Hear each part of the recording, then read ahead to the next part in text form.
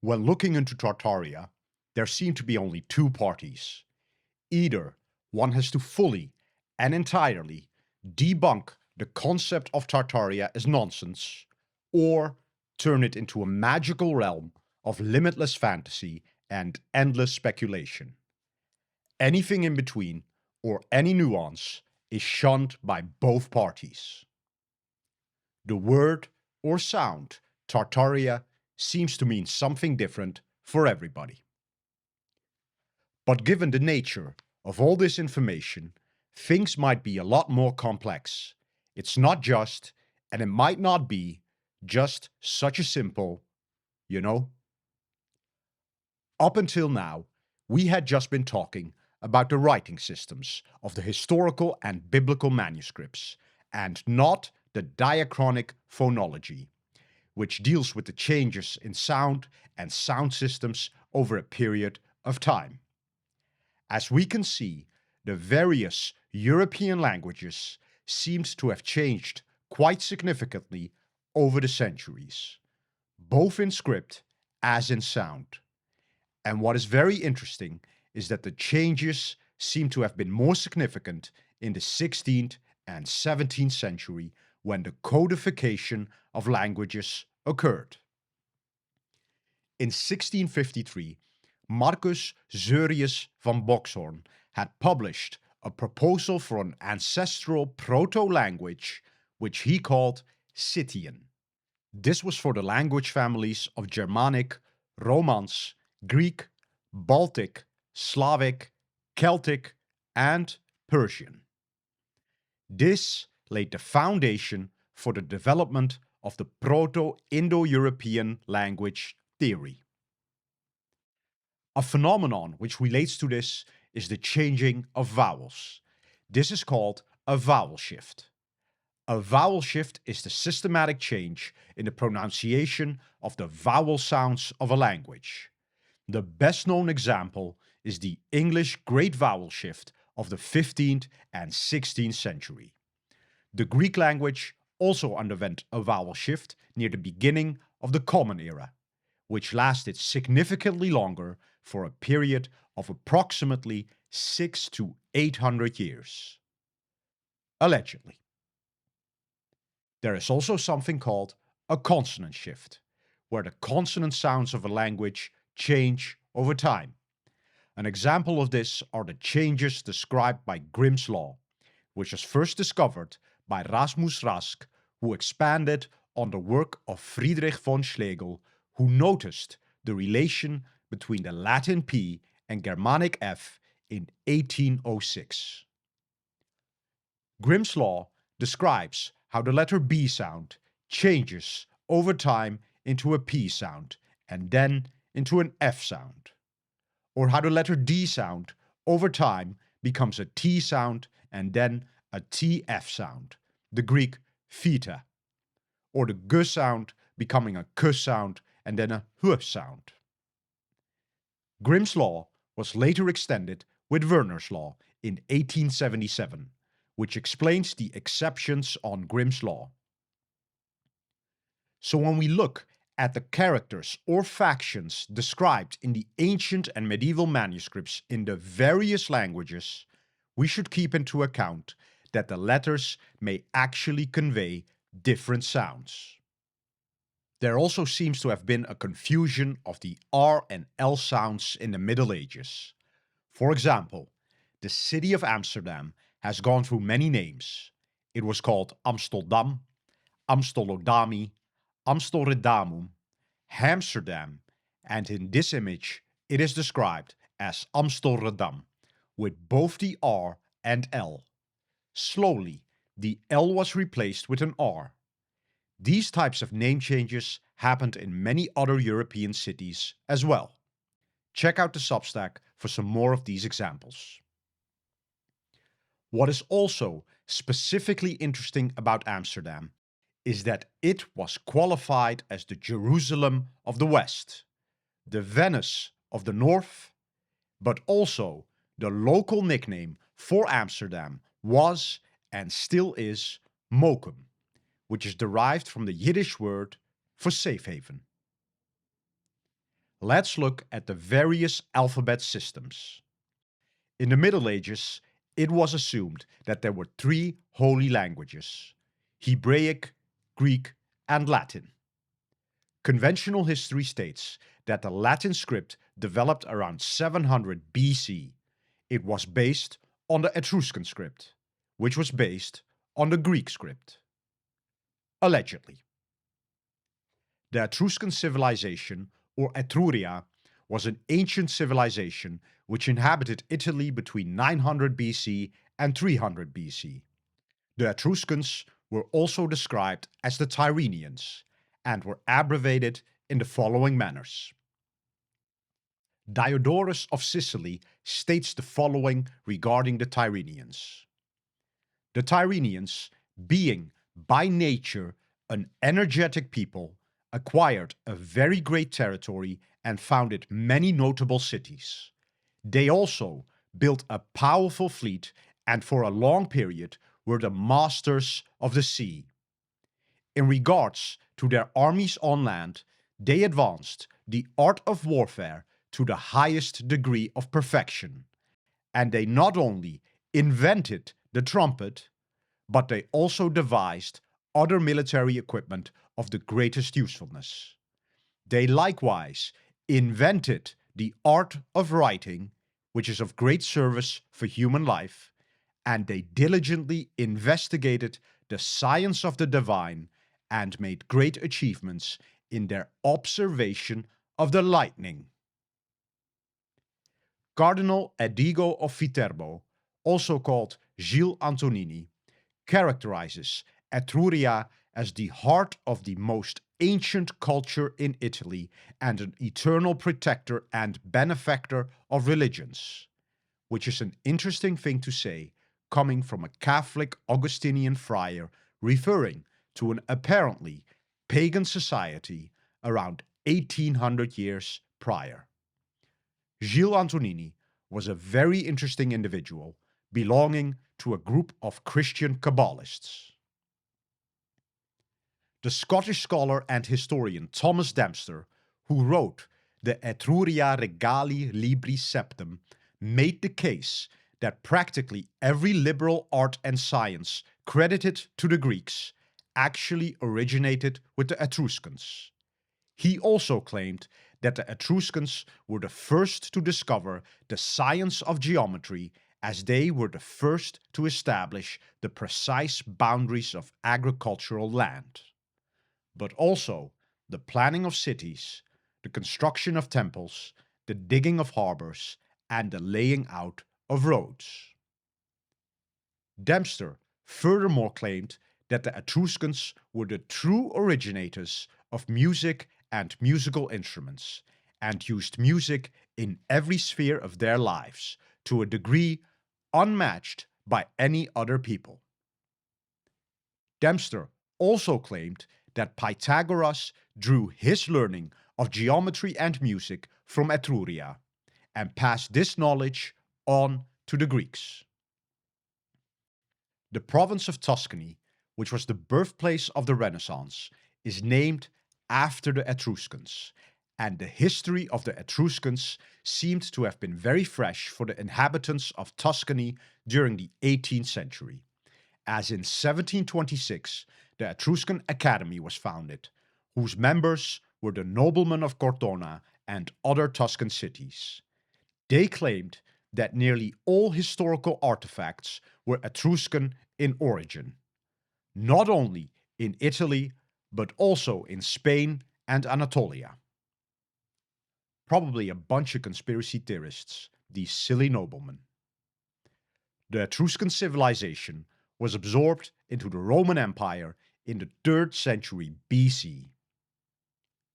Allegedly. A lot of Etruscan architecture still exists, but the most interesting are the Etruscan burial mounds, or necropolises, which have a very interesting resemblance to the Scythian burial mounds, but they also seem similar to the old Prussian burial mounds. These mounds are also called kurgans, and according to the Kurgan hypothesis, first systemized by Professor Marija Gimbutas in 1956, this Kurgan culture was transferred to Europe by the Proto-Indo-Europeans from the Pontic Steppes, the area around the Black Sea, Caucasus, and west of the Ural Mountains, or said otherwise, the area around Ukraine, or said otherwise, the area formerly known as the Khazarian Empire, or said otherwise, the area formerly known as the Crimean Khanate, self-defined as the Throne of Crimea or Tat I Krim Vedest I Kipchak, also known as Lesser Tartary. According to the Kurgan hypothesis, this Proto-Indo-European homeland of the Pontic Steppes is also considered the source of the Proto-Indo-European language, which is hypothesized to have been spoken as a single language from approximately 4500 BC to 2500 BC. It is a funny coincidence that the destruction of the Tower of Babel and the confusion of languages is dated to have been right around this time between 2400 and 2200 BC. Allegedly. Let's continue with the other alphabet systems. Hebrew, or the Kitab Asheri, developed in the 6th century BC, after the Babylonian captivity. Before that, the Hebrews used a script which had developed around the 10th century BC and is now called Paleo-Hebrew. The Arabic script developed in the 7th century AD and has many similarities with the Hebrew script, which should not be surprising as both these scripts were based on the Aramaic scripts, which, according to conventional history, was the language which Jesus of Nazareth spoke. The Aramaic script developed in the 10th century BC and evolved into the Imperial Aramaic script due to the conquest of Babylon by Cyrus the Great. It was Cyrus the Great who ended the Babylonian captivity. Keep in mind that the current Hebrew script, or the Kitab Asheri, in actuality is the squared form of the Imperial Aramaic script. The Aramaic script was used for around 1300 years, although it split into the various regional variants after Alexander the Great conquered the Achaemenid Empire in 330 BC.